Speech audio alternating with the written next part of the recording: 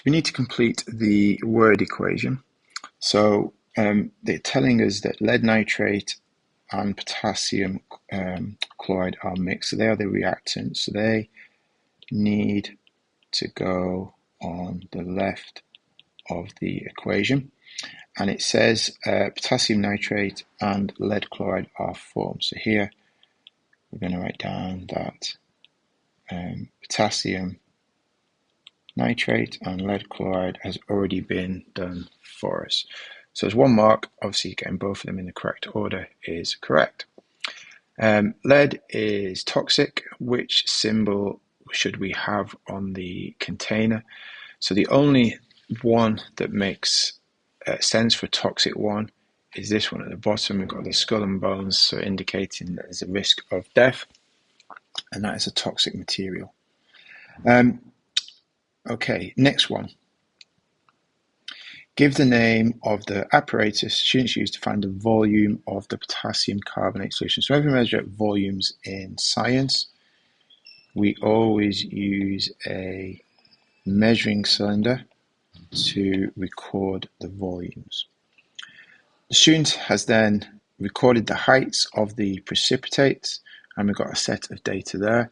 It says calculate the mean. So to calculate the mean, what you would do is you would take those 3 results, because they're all close together, and you would add them all up, so get 7.5, and then because there's 3 of them, I would divide by 3, and that's going to give me 2.5 as a final answer. So there's 1 mark for doing that first bit, and then a 2nd mark for coming up with the final answer. Next, so pure dry substance can be obtained from the mixture in the test tube. So what you're going to have, if I just come up to the test tube a minute, when this is reacted, you can see here, you've got your precipitate, which, if you remember, this is a solid which is insoluble.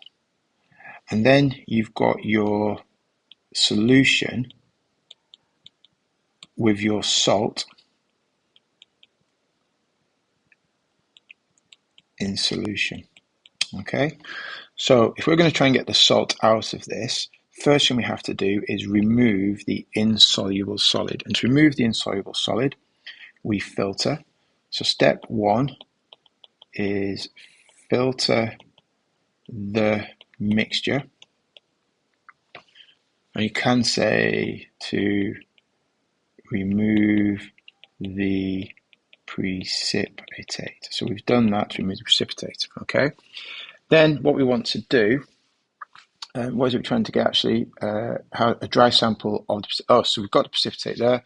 Next, what we would do with that is we would then maybe rinse it if you wanted to, because it's insoluble. So you would wash the precipitate. So you wash the precipitate with distilled water. And that's just to remove any impurities that could be there. And then the final thing is you would leave it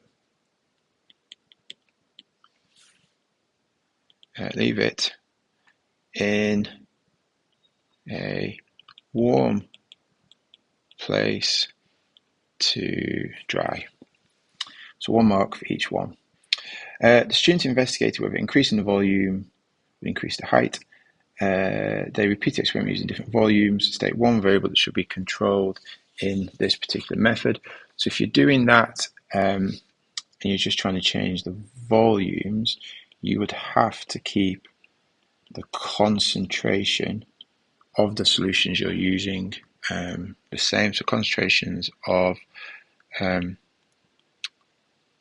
calcium nitrate, isn't it, they're using? So concentrations of calcium nitrate would be something you'd have to keep the same. Okay.